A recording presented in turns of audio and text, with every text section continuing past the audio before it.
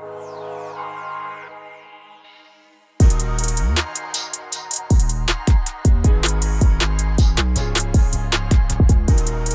Jordan. What's up, Michael? I don't scroll. You're a non-scroller. I literally do not scroll. Man, it's been like 5 days, no scrolling. It's impressive. 4.5 at least. I don't know if it's impressive, but it's necessary. What are the biggest changes you've noticed? I feel amazing. I feel like a new person in 2024. A different person than I was in 2020. I know. See, this is what I was... I'm glad you know what? I commend you. You're very open-minded. You can hear an argument and be like, you know what? Yeah, people can be inherently different from year to year. Biologically different, inherently different. Everything is different year to year. Whatever you want. We're always biologically different. If my cholesterol goes up 0.01%, I'm a different person biologically. You're right. Wait, you changed clothes. We just did the mentorship Q&A. I was going to J it because I had a comment about what you were previously wearing, but you changed clothes. I just put a sweatshirt on. What was I wearing? What's underneath? I thought it was a black crew neck sweatshirt. It's just a sweater. It's a sweater. Oh, now you're doubled up. Yeah, my office is a little bit cold. Jordan was wearing one of the coolest black shirts I've ever seen in our mentorship live Q&A. I've had this sweater since I was in like 5th grade. I thought it looked so cool in that Q&A, and you bring such variety to your wardrobe. You're a man of many mysteries. This is a hand-me-down sweater that I got while I was in grade school that I found in the bottom of my like drawer. And it's a great one. It's super comfortable. It's, what do they call that? Retro, like throwback? There's a word for it, but you are the embodiment of it. It just looked cool, and you look pretty jacked in it. Your haircut looks really good. You got a slick haircut going on right now. You are the embodiment of a fucking slick haircut. I love... Thanks. That's how you take a compliment. You say, thanks. When I'm at the gym, I was in Atlanta. This must have been like a year ago or maybe 6 months ago. And you're like sending me these memes, memes of these kids with broccoli heads. And I was like, what is this? You know, like this is the new haircut that all these young kids have. And I look around at the gym and it's all these young kids with this like shaved side, but then like weird, messy broccoli hair on top. Well, I learned about it. The barber I saw yesterday told me all about it. A lot of these kids get perms. Like if they have naturally straight hair, they get a perm to make it curly on top. Yeah. Are you serious? Mm-hmm. Yeah, he said he's doing a lot of perms. Yeah. But the meme is hilarious. We've definitely talked about it here before, but because, and I don't even know if it definitely applied in early 2022. I don't know if it still applies. I can't keep up with the trends, but I think there were dogs in the meme. It was a cartoon, but they had the broccoli hair. They had the one earring. They were all sumo deadlifting with the rounded lumbar, but like the dogs, you know, cause it looked like a dog taking a poop, but they were actually deadlifting. Yeah. It's a classic meme, but good job diverting attention from your unbelievable, impeccable style. Dude, of course. I'm just glad that you're not scrolling. Me too. I see a big change in your mood, in your energy. It's great. I'm a different person. Scrolling versus not scrolling. Mm-hmm. And then you got to find ways to fill it. Read books, lift, do cardio, email clients, design programs, do mentorship live streams. Did I mention cardio? Maybe a little flexibility training. I'm reading multiple books. I actually started a book that remember Zuby? Yeah, Zuby Music. Yeah. Zuby recommended a book called Dominion. He basically was making an argument that, and I'm 20 minutes into the book, so we don't have to discuss the contents of the argument, but he was making an argument that that the West sits on Judeo-Christian values without knowing it. And, you know, a similar argument that JP has made before, but that and that Nietzsche made, 70, 80, I don't even remember, many, many years ago, 100+ years ago. If we do away with God, that we do away with what we have in Western society, and even people who claim to be atheists benefit from Judeo-Christian values, which are ever present in our society. And Elon replied to it and was like, I think this is accurate, or something along those lines. Mm, And within there, this is maybe a week ago. Within there, I saw this book recommendation, Dominion: How the Christian Revolution Remade the World, and a lot of people were into it. So I was cool. audiobooking that. Yep. Is it good so far? Yeah, it's. I literally have just read the introduction. Got it. Got it. Okay, Yeah, nice. and you asked me about Christmas presents on a previous podcast. I got the 5-part Game of Thrones book series, which, Oh, I've nice. seen the show, but I've never read the book. So a little fiction before bed instead of mindless scrolling. That's where I'm at. That'll be interesting because when I've watched that on Amazon, I'll sometimes tap the screen and it will say, "This is different from the book. In the book, actually, this happened." So you'll probably get a lot of conflicting info, and I'll be interested to hear your thoughts because usually, I think basically always the books are better than the movies or TV series. So I'll be interested to hear your thoughts on that. Yeah, and that's why I'm curious, because I haven't done a show to book in that order, and so yeah, I'm into it. That's what's been going on. What's up with you? I switched back to an iPhone, which you've been really excited about. The blue text is back. We can FaceTime. I can FaceTime and see your cute daughter. Like all the I was super benefits of. I was excited to text you Happy New Year. So as soon as you got that like blue text, and but there's so much that you do when you switch over to a new phone in general, but especially going from Android to iOS, like there's so much stuff that you have to do, and like you're transferring everything over. And I was going through my Audible, and there are so many books that I had downloaded that I hadn't read that I was like really excited about. And so I am woefully uneducated on climate change.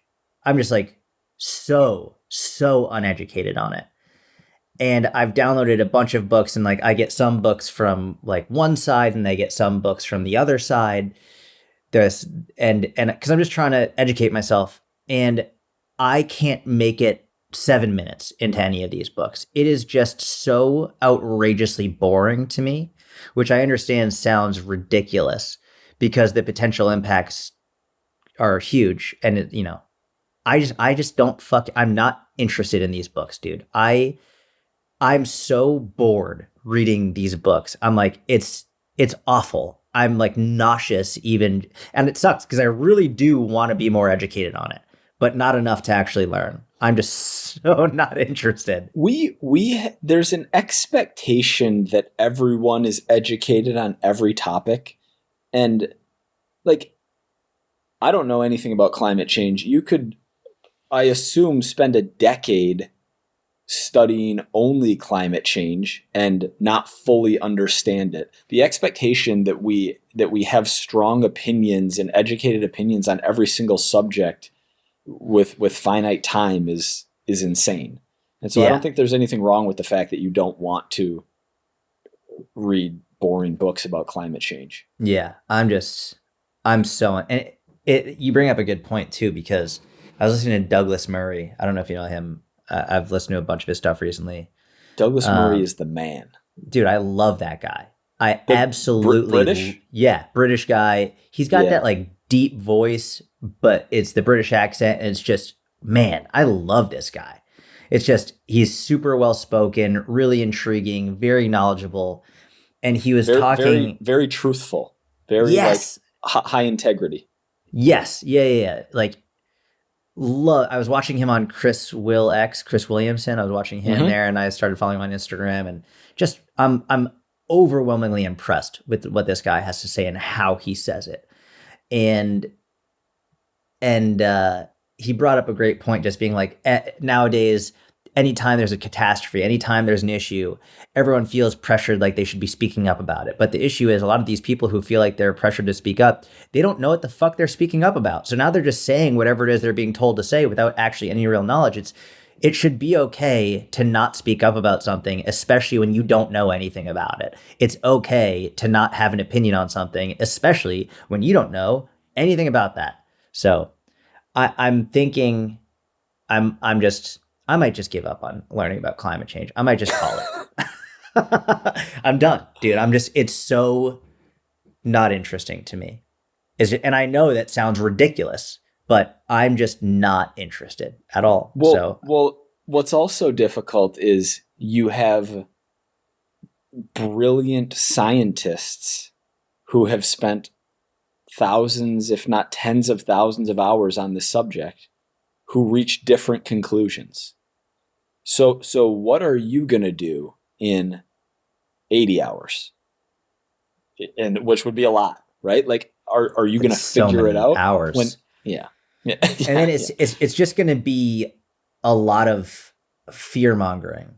It's going to be a lot of like, I'll be worried. Depending on who you read, but yes. Well, it's just like, what can I do though? You know, like, oh, I cool. see. So it's like, great. So this is another thing for me to worry about. Like, this is just one other thing that I now have to be fucking petrified about. Like, everything is going to collapse. And I don't know. Al Gore said in like 20 whatever that the ice caps were going to be gone, but they're still here. I don't know, man. I have no idea. Was that in the intro to one of your books? Yeah. And it's like, yeah. But I remember the inconvenient truth. And then I was like, oh yeah, he did say that. And like, still here. I don't know. Yeah, now I want to say something, but I also don't know anything. So in line with this conversation about how to become a personal trainer podcast where two idiots talk about climate change. It has been used politically for many, many decades. Yeah. But I don't know. I don't know. Anyway, that's what's going on with me. I got an iPhone and I'm struggling to learn about climate change.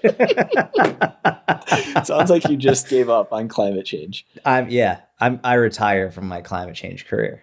There is something to be said to broaden the conversation about not like maybe this is Stoic philosophy, but about keeping our attention and our efforts on things that are within our control. And learning about something that you're not going to necessarily move the needle on, that is going to add potentially fear to your life, versus learning about something where it's going to help you help more people. It's going to do something more beneficial. There's also something about pursuing interests where like curiosity can be a compass for where we should be allocating our attention. Mm-hmm. Yeah. And if you said you're not interested, you tried a couple of books, you're not interested. Cool. But move on to something else. You were very interested in Middle East geopolitics. Yeah. And the splits, and like, there are things that draw us to them. Maybe even metaphysically, one could argue, and following that curiosity versus, reading something boring could be something to that. Is there anything you struggle to learn about or read about? Is there any like topic that you want to study, but it's just every time you try and study it, you're like, ugh, this is really difficult? Is there any topic I want to study, but when I try to, it's really difficult? Probably not coming to mind right now, but I think it's more topics that I might have an interest in that are a waste of time. Like what? Like back when I used to watch chess YouTube shorts 6 days ago. Just super interested in chess shorts. Fascinated in this like night trapping checkmate that like, yeah. They're a smother. It's called a smother. I wonder if we have any chess listeners. Email us at info@fitnessbusinessmentorship.com. Any chess playing listeners. There are probably topics that I want to learn about that I have struggled to. Nothing's coming to mind for me right now, but okay. So you probably haven't struggled with it. If you are interested and you just do it. Or I just immediately discarded it. Here's the thing. If I was interested in something, then I would want to study it. Like, were you actually interested in climate change, or did you like have a debate with someone and then you wanted to win the debate, so you wanted to? I've literally never debated anyone on climate change. I would never enter that debate because I know nothing about it. I don't even know the terms to use to sound like I know about it. I know nothing. So I was not debating. All I know is one side says this, the other side says this, and I just want to know the truth. But then I start trying to listen to it, and it's just the most dry, boring information that is so draining to my soul that I'm like, because I like listening to this stuff while I'm working out. And so the books that I've been listening to have been great while I work out. It's been interesting. It's fun. Like they're a good addition to my workouts. That, when if you're like on the treadmill and you're not listening to anything, you're not watching TV, you're not watching a show, you're not listening to anything, you're not talking to anyone, you're just on this treadmill and all you can focus on is how much longer you have on the treadmill and you just keep watching the clock and you're like, oh man, like, all right, now I'm like 30 seconds down now. And you like, don't look at the clock and you're like, oh geez, it's only been 10 seconds. What the hell? Like, I thought that was like a whole minute. When I listen to stuff on climate change, every second feels like an hour. I'm just like, this is making my cardio feel longer. Like this is terrible. And it makes my sets more painful. Like it makes like when I'm doing a Bulgarian split squat, I'm like, oh, like this hurts even more than usual. Like it's just the worst. I'm just so not interested in it. It's actually a painful experience. I'll tell you one thing that I know, and I know it in my gut. I don't know it in my brain. I know it in my gut. Okay. Is that when somebody who is taking 400 to 700 flights per year on private jets, yes, emitting carbon and CO2 and do all of that, says that I need to eat bugs instead of meat because cow farts are ruining the planet. I'm like, no, I'm not doing that. I'm not eating bugs while you fly around on your private jet. Like, that's not how this is going to go. I'm glad you brought that up. That's a gut and brain thing. I completely agree with that. All these people who are like super, super, super like guilting everyone else for all the decisions they're making and like really like they're like this, we need to protect the planet. But then meanwhile, their private jet is taking them on 700 round trips every year. I'm like, what the fuck is happening? How are you the spokesperson? And it doesn't make any sense. Yeah, I respect the people that truly believe in it and then they like actually they take public transportation or they ride their bike and they don't take any like the people who legitimately like stand by their cause. I respect that. I don't respect the person who's just preaching about it but then doing the worst shit allegedly. Like, you know what I mean? Yeah. Yep. I'm with you. Should we rip open some questions? 2024? Let's rip it. You got a Q&A going? You got anything brewing? I do have a Q&A going. You want me to pull it up? Yeah. Could be fun. Oh, one of the questions someone asked, B Bougie said, that's a funny name, B Bougie. Someone said, what are ways to keep your mind entertained while on the treadmill? Not listening to climate change audiobooks, that's for sure. What do you do when you're getting cardio done, Mike? How do you keep yourself entertained, whether it's treadmill, elliptical, outside? What do you do? I'll listen to podcasts is one. Zone one, I can do anything. I can talk on the phone. I can audiobook. I can podcast. Maybe like a long form YouTube video that's podcast-ish that I won't be watching, but I'll just listen to. That's my zone one, even zone 1.5. For zone 2, I can do that sometimes, but what I prefer for zone 2 is motivational YouTube videos with unbelievable thematic music tracks over them. And whether that's like there's a good Braveheart, and these are like, I don't know, 5 to 15 minute videos. Some of them are longer, but most of them, there's like Jon Snow this and William Wallace one. Even like speeches from athletes like a Ray Lewis, or like the original one that I remember that I used to really like in 2012, 2013 was by E.T., the hip hop preacher, Eric Thomas, where he's talking about like, you need to stay up 3 days in a row. Like, you need to want it so bad. He tells a story about some guy who gets dunked in the water and you need to want it so bad that more than you breathe. I don't remember. It's been a while since I listened to it. But that type of stuff, if I want to bring some level of intensity, or just great music as well. And even like an Inception playlist, like some Hans Zimmer, an Interstellar playlist, that kind of music that is, I don't know, helps you level up. Not like in a DMX, Eminem kind of angry kind of way, but a different kind of pump up. Got it. Nice. How about you? I know you don't listen to climate change audiobooks. You like movies and shows are effective for you. Yeah, movies, shows are a really good audiobook. So I've been really into spy, like real life spy stories, like whether it was the Mossad or the CIA or different spy agencies around the world, like not fake stuff, but like real actual accounts of these agencies and what they've done. That's been great. I just started a new thing today on Netflix. I just found it's a documentary series about the Roman Empire, which is really cool. It's like so far I'm only one episode in, but it's been super well done. And so yeah, I like action based, but more action based thrilling tales that have historical value and truth to it. That's been huge for me recently. And then Game of Thrones type of thing is great because it is also very action based. Obviously, there's no accurate historical theme there, but it's I do like that. I do like that genre as well.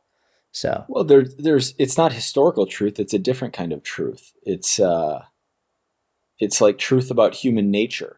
The best fiction tells us who we are and who we can be. And there's stories that have been, the themes of those stories have been repeated over and over for thousands of years. Yeah. Yeah. Nissy834 said, do you have any tips for focus, major issues which leads to procrastination and stress? Not really. Not really. Historically, if I really need to get a significant chunk of work done that I don't want to do, the Pomodoro technique has been effective, not 100% of the time, but setting a stopwatch for 25 minutes, setting it, and then just start working. You used to force me to do that. Yeah. After the 25 minutes, then you get a 5-minute break, and you can do 25 and 5, you can do 45 and 10. And this is actually like a clinically backed, like they've run research on this, and it is effective for boosting focus and productivity. During the rest time, don't just be on your phone stimulating yourself. I've actually found that doing a 5-minute meditation or just laying on the floor and like not a nap, but closing my eyes and resting for the 5 minutes before going back into the work is most effective if I want to do 4 or 5 cycles of of those blocks of work. You're a big lay on the floor guy. I love to lay on the floor. Yeah. And then put a weighted sandbag on your chest. And any variation of laying on the floor. My body likes to be in extension. It doesn't like to, like my hips don't like my knees coming up close to me. My body likes to extend. And so laying on the floor and sprawling out and stretching is very underrated. High quality sleep, getting enough sleep, both boost productivity and focus. Hydration, I find that I can focus better when I'm hydrated. Having knowing what time of day is like your golden hour, your most productive time. Evenings for some, most people it's not afternoons. Mornings for a lot of people. And then protecting that time. For me, it's generally mornings. And so wake up, have caffeine, and have that block of time where I know I'm going to get my most difficult work done. Because if I don't do it in that window, it's very unlikely to get done for the rest of the day. And then I'm going to have to wait to the next day. So knowing about yourself what time of day that is and then protecting that time is might be beneficial. What do you got, Jordan? I think you're going to like what I'm about to say.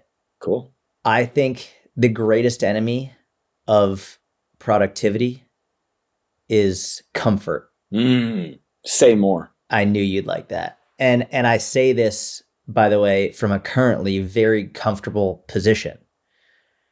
the most productive I've ever been in my life is when I was the least comfortable with the situation that I was in, with my present life situation, whether it was financial or whatever it was. When you're comfortable, that's a luxury. That it's a luxury to feel comfortable, especially relative to the entire world. And when you're comfortable, it's very difficult to say like, all right, I am now going to do something that I really don't want to do because I'm comfortable here. Whereas when you're chronically uncomfortable, it's easier to motivate yourself to be productive because that productivity can lead to a place of comfort.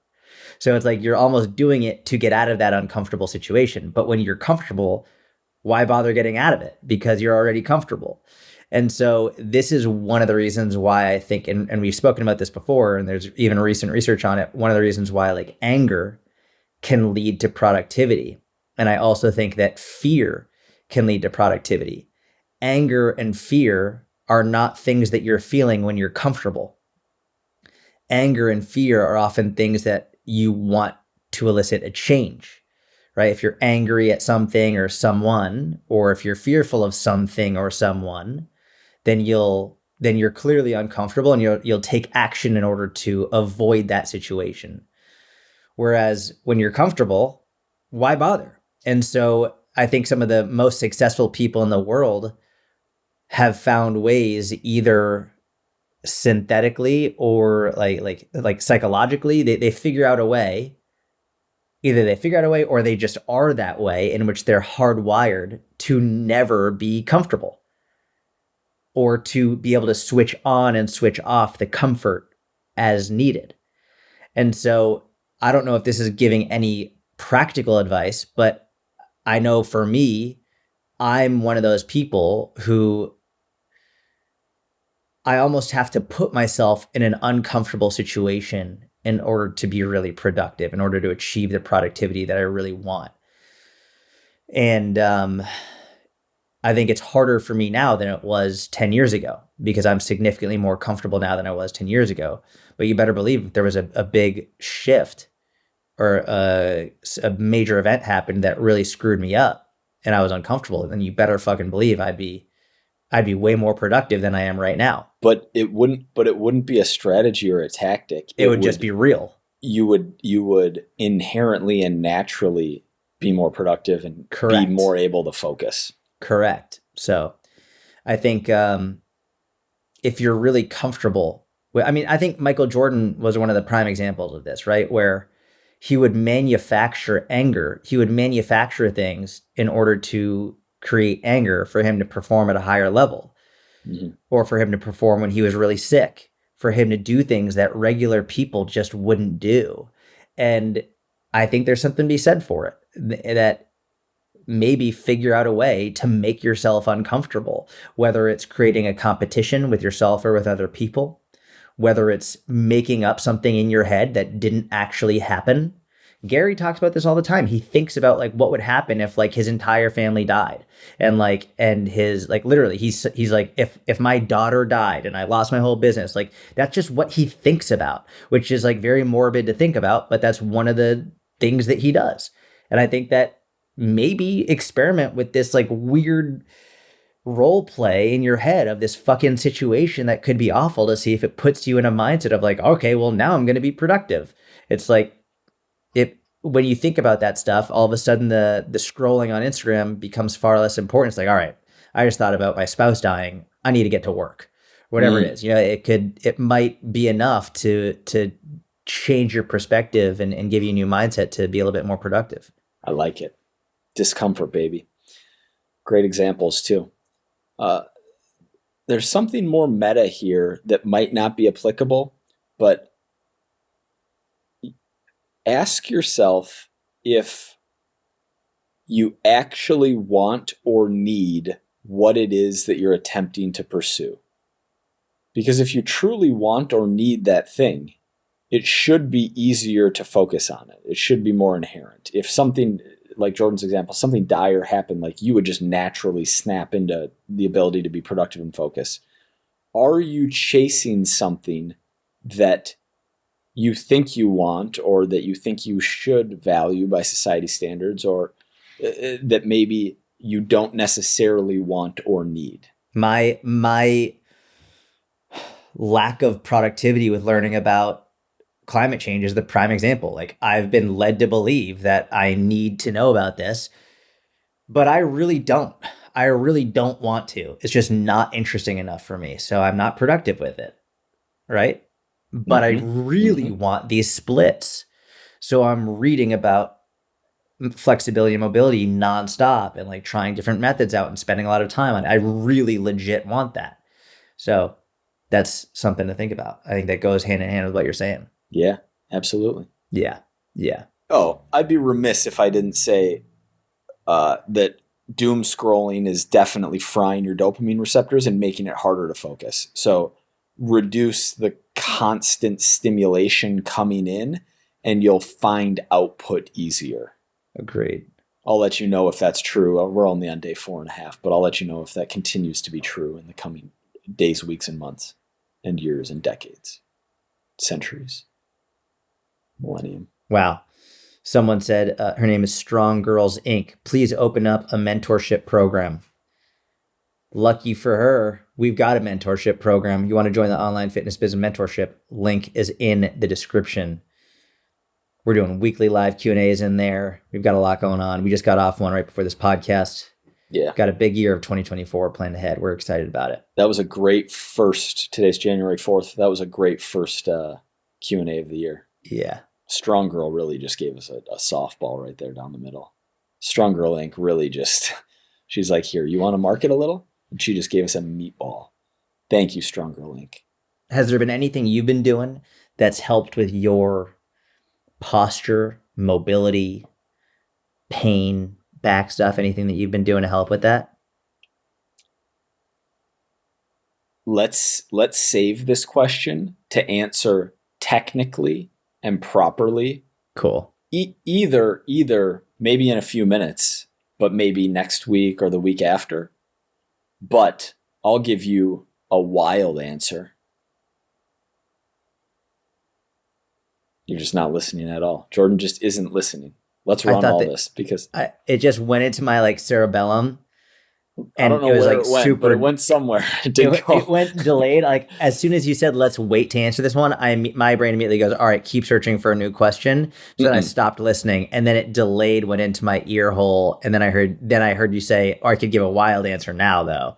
So let's do that one first. Let's do that now. Let's go down that route. All right. I'm going to give you something out of complete left field, completely unsubstantiated. 88% science, 12% let it rip. I'm going to 12% let it rip. I, for no reason whatsoever, believe that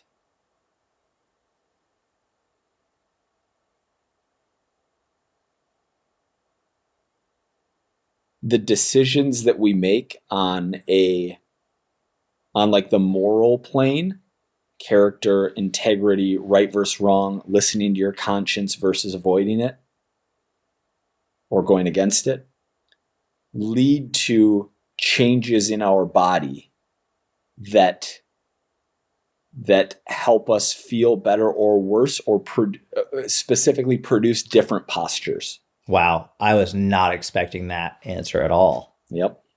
I'm going full pseudoscience, bro science, complete make-believe on this one. I can't prove this, but. And has that improved posture, back pain for you? Nah, I don't think so. I don't think it has. Just a little factoid for you. Well, there's some, not the opposite. In a weird opinion. It's not even my opinion. It's almost just a thought that I'm entertaining in this brief moment in time. Look, there's something to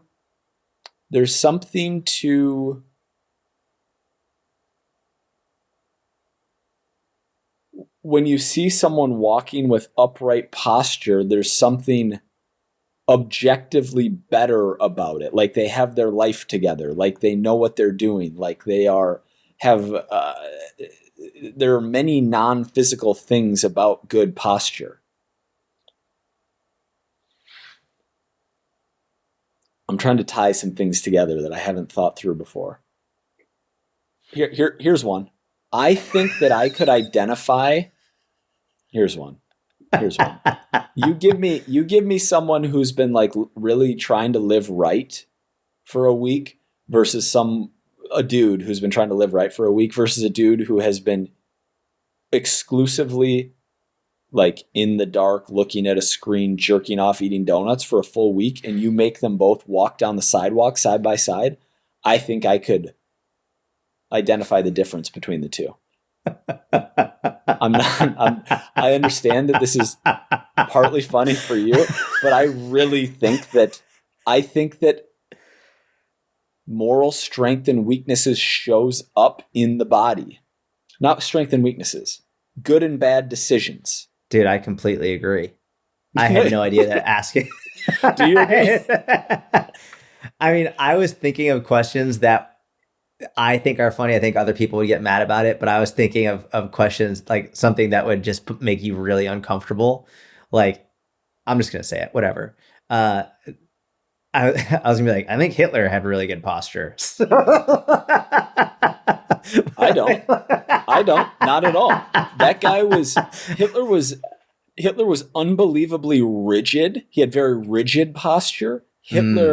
Many videos of Hitler show his posture like tweaking out because he was taking illicit drugs. Yeah. So much meth and so many drugs. Yeah. He was like spazzing out and having tremors.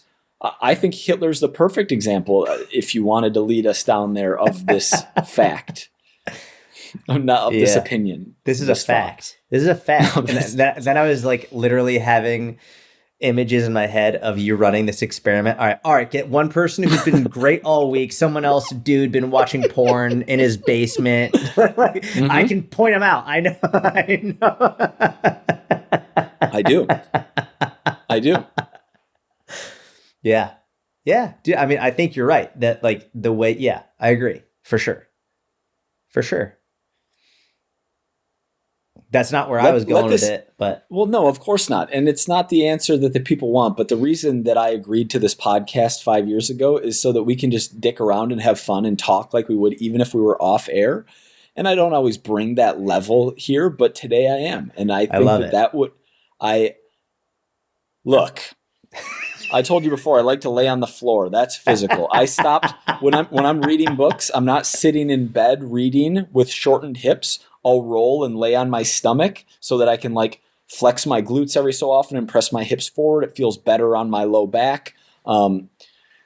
Soft tissue work, doing mobility before my workouts, doing mobility on rest days, doing mobility within my workouts, supersetting strength with mobility. Dead hangs are something where I've been getting lumbar decompression that's been like really beneficial. Lacrosse ball against the wall on my spinal erectors has been great. On my like upper traps has felt good in a doorway, like kind of leaning through the doorway, lacrosse ball, upper trap. It's mostly physical, right? We've talked about these things so many times that sometimes we just got to let it rip and have fun. Dude, and I love it. Yeah. And I truly think that there is something about, well, no, I know people who are really good people who then have like, I don't know if disease is the right word, but who really struggle with pain for a variety of reasons. So like this isn't a blanket statement, obviously, but there's something to this. There's something to this word is popping in my head, physiognomy, which is essentially that your character shows through in your in how you look. And that you look different when you act different. Like your face can almost look different when you act differently. Physiognomy. It's got a G in there, right? Yeah, but the G is silent, apparently. Okay, cool. Physiognomy, a person's facial features or expression, especially when regarded as indicative of character or ethnic origin. Oh, ethnic origin. All right. I didn't try to take us down that one.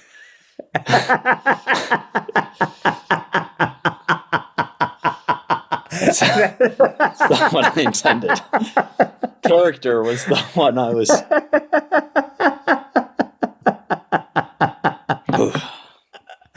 Oh, like as I was reading, I was like, yeah, makes sense, makes sense, makes sense. Ooh, Ooh, maybe ooh. no, maybe not. Yeah, dude, I love that. I think that makes total sense. And you can see it. You could absolutely see it when people are doing the right things versus when they're not. There's something to this. Dude, I agree. Another Dude, next question. Last question. well, no, Let's I do was another one. gonna say my thoughts on this outside of your thoughts. No, no, no, I no, no, was no. We'll address it properly one day. I just want to say I've been doing a lot of side bending and it's just been amazing. Like a lot of like loaded side bending and also like just a lot of spinal movement. And I think the traditional strength training concept of neutral spine, neutral spine, neutral spine, neutral spine has been so hammered in to the strength and conditioning world throughout the years that we've actually created spines that are too rigid and don't move the way that they're supposed to move. And the more that I move my spine and bend my spine and twist and rotate and we do a lot of flexion, but I've been doing more back bends and I've been doing more loaded side bends and I've been doing more rotations and even like I've been doing like you said the dead hang, but I've been doing it with my feet on the ground at an arc. So like I am trying to explain it for the people who are Lumbar not extension. in serious lumbar extension. Yep. And so like I'm in like an L where I'm Yep. hanging and then my feet are behind me and I'm like my hips are thrust forward and my Yep. head is popping through my shoulders and I'm just in a serious lumbar extension, thoracic How do you extension, set hip that? extension. How do you set that up? So I do it on the dual cable machine. I set it Okay. up so that I have like the straight bar connecting the dual cables and I just adjust the height so that I can be in there. Another way that I have done that is a Smith machine is a good way because you can set the height of the bar a bit lower if anyone wants to give that a try. That's a great one. Yeah. Yeah. And then I use wrist straps. I use wrist straps so I don't have to rely on my grip strength because I want to hang there for like 2, 3, 4, 5 minutes. And so that way I can hold on without having to worry about my grip strength. Did you start at that amount of time or did you work your way up to it? I started with 2 minutes. I started with 1 minute. I started with 1 minute and then I went 1:32, so on and so forth. Yeah. Don't if you're unbelievably rigid, don't do that for 5 minutes out of the gate in deep extension. Yeah. That would be a bad idea. But especially these like loaded side bends, either loaded down by my side with like one dumbbell next to my side, or I've been taking the Indian clubs that you have, and I just hold them over my head, like full shoulder flexion up to my head, and I let that weight bring me down to the side from up top. And so like the lever arm is really, really long. And I'll go all the way down to the side and then hold it for 3 seconds at the deepest end range, do a little like contract, relax for the stretch, then come back up to the top, come back down a little bit deeper again, hold it. Oh my God, dude. Like the improvements in how my back feels is just incredible. I've been doing something similar where I go half kneeling by a cable with a single handle on a high pulley. And I'll so like let's say I'm facing the wall and the pulley's directly on my left. Yep. I'll grab it with my right hand. Yep. And then I'll drop my right knee to the ground and I'll be out probably like a solid 5 feet at least away from the base of the machine and get a nice side bend, nice QL stretch, get a stretch through the lat too. And then you can, setting it at 7 to 12 or even like 17.5 pounds will feel reasonable to start, but then you can start loading it up and having that pull you even more feels really good. Dude, that's a great one. I love that. You get, like you said, QL, lat, tricep. Just, I love that. That's a great one. Yeah. Yeah. Yeah, man. Feeling good. Just training to feel good, move well. Just, it's the play. So what do you really think about that thesis? About your thesis? Mm-hmm. Dude, I agree with your thesis. I think a lot of it has to do with, I think what I would be interested to see is people's posture when they think no one is watching.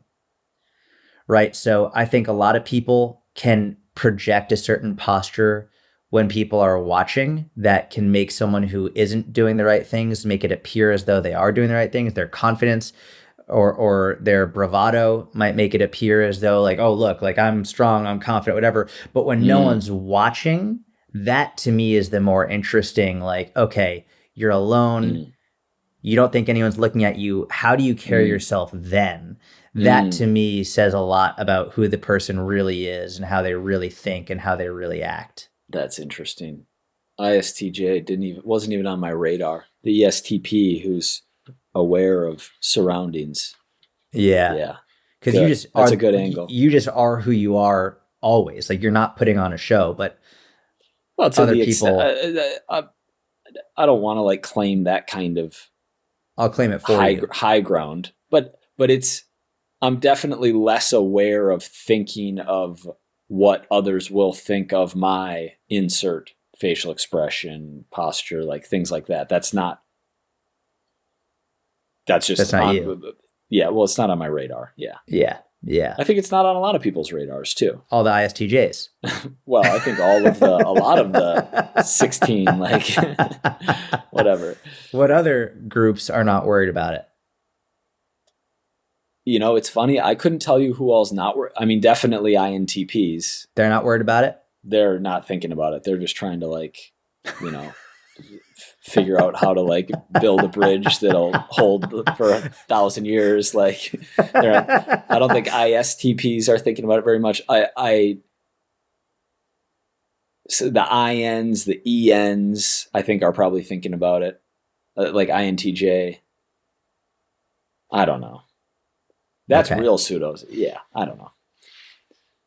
You bring a good additional variable to the conversation, which is rather than have them like know that they're being seen, just how do they act by themselves in their own space when they think no one's watching. I was worried. I didn't know if you were going to like that addition to the letter rip section, so I'm glad that was good. I love it. No, even if I didn't like it, I like it because it was let it rip. Yeah. We need a lot of that, Jordan. We need a lot of testosterone on this podcast. Natural testosterone produced from living right on this podcast. Dude, agreed. Great episode. I thought that was a good one. I loved it. It's going to be crazy. Like one day I could picture us re-listening to these episodes in like 2072 and we're going to hear like, oh man, 2024. We thought we knew it all back then. And then we're going to listen to this podcast in 2072 and be like, we were just young chicklins. We were young ducks over there. Had ducks no idea what we were doing. Ducks and chicklins. Just trying to get by. Well, thanks for listening. I'm going to eat this little jar of nuts that I was not allowed to eat during the episode. Enjoy. Thanks for listening. We hope you have an amazing week, an amazing start to 2024. And we'll be making episodes all the way until 2072. So have a good week. See you next week. Goodbye.